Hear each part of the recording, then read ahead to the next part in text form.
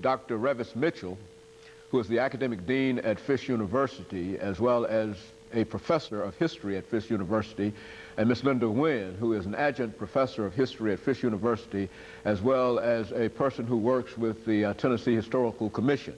Ms. Wynn, before we had our break, we were talking about some of the various groups involved in the struggle for independence. But more specifically, what we'd like to do is to give our audience some information, perhaps about the African American population during this period. Okay, during this period, African Americans, and I'm not familiar with the exact percentage that they constituted of the total population, and I believe it was about 20%. They were, of course, well, I guess they sort of had ambivalent feelings in many ways. You're getting ready to go into a possible war that deals with independence, and this is also the age of enlightenment and egalitarianism. And so African Americans, who were predominantly part of the slave population, felt that, you know, perhaps this would lead to freedom for them. At the same time, they were not exactly sure how the colonists were going to treat them. And of course, the colonists did not induct them into the Revolutionary War when it first started.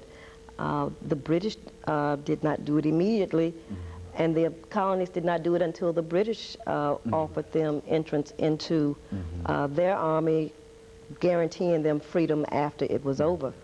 So it was about 20,000, I believe, served in the British Army.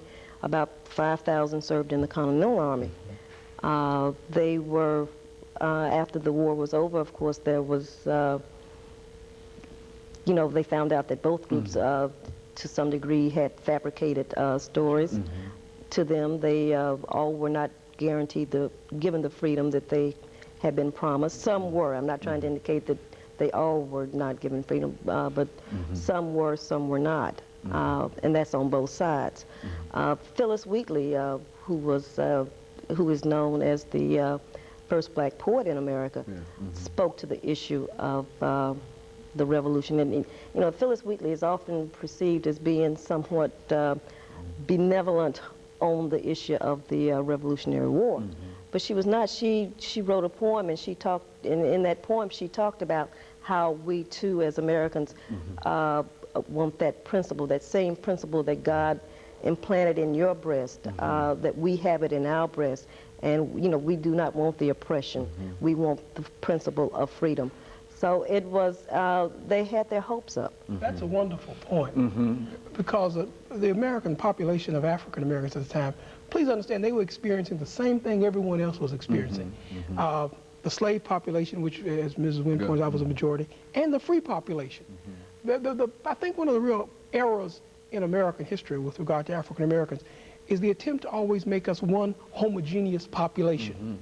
You had a free black community who were just Explain that free black community. What do you mean when you talk about free black community? Those persons outside of the South especially, who were not enslaved, who had either bought their freedom, who had come in from England as free people, who had been given their freedom. So not all blacks were slaves, is that what we're talking about? Exactly. And while the three of us in our classroom activities have pointed that out, I think that's one point that's being lost on America today. I mean, just as today, not all blacks play basketball. Not all African Americans sing, and we're different. We're different. We had different experiences. When you talk about the American Revolution and independence, I think another point that's often lost is that the first person to give their lives was a person of color, a slave, a former slave named Crispus Attucks, who was upset. And what's interesting about Attucks, he wasn't carrying a banner. He wasn't expressing libertarian philosophy. He simply realized that these British soldiers, who were now in the colonies, were taking jobs from stevedores, and he was a stevedore. He didn't like the fact that British soldiers were able to work in the evening and take his job. So he challenged someone out in the street. And from that, a brawl broke out that John Adams later called the Boston Massacre. But this was a part of the experience. The other thing, I think, is that African Americans are often invisible in history, because for years African Americans weren't writing history and names weren't mentioned. People simply thought we weren't there. The point Mrs. Wynn made about the British use of African American soldiers, After the British, it was learned using African Americans. Then George Washington and those at the First and Second Continental Congress said, maybe we should use these soldiers. And if anyone's ever cared to look, there's a very famous portrait of Washington crossing the Delaware. The third man in the boat is as black as I am. You know, so we were there if anybody's cared to look. Several years ago, when they were carrying out the documentary, the Roots documentary, one of the earlier, they focused on earlier documentaries. They said, did any blacks fight in the American Revolution? Well, the names are there. Peter Salem, Salem Poor. And one of my favorite persons is Jenny Slew.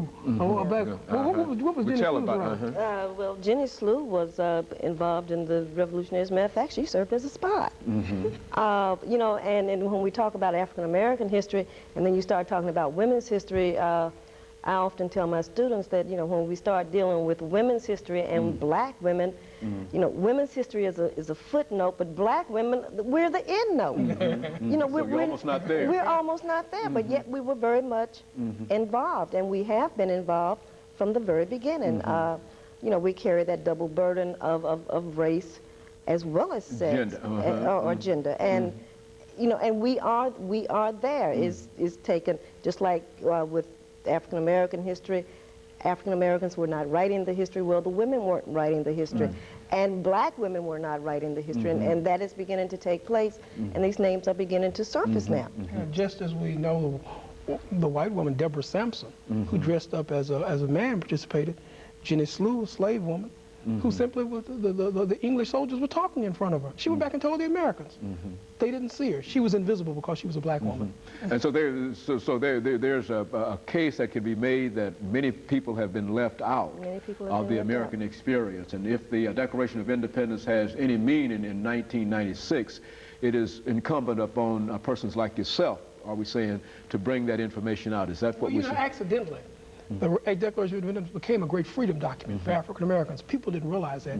When it said all men are created equal, it wasn't talking about me. But by the mere fact that my service was needed in a war, you can't have a slave fight to free a free man. So we received freedom. The second point is that as this struggle moved on, it became a freedom document. Accidental unto itself. And in other words, we hold these truths to be self-evident, that all men are created equal, was eventually made more than just a philosophical statement, but it really had some meaning. And you know, another interesting point about that document is that it does not specifically mention the institution of slavery. And when we come back after our second break, Ms. Wynn, we're going to let you elaborate upon that. And we'll be back with you following this commercial break.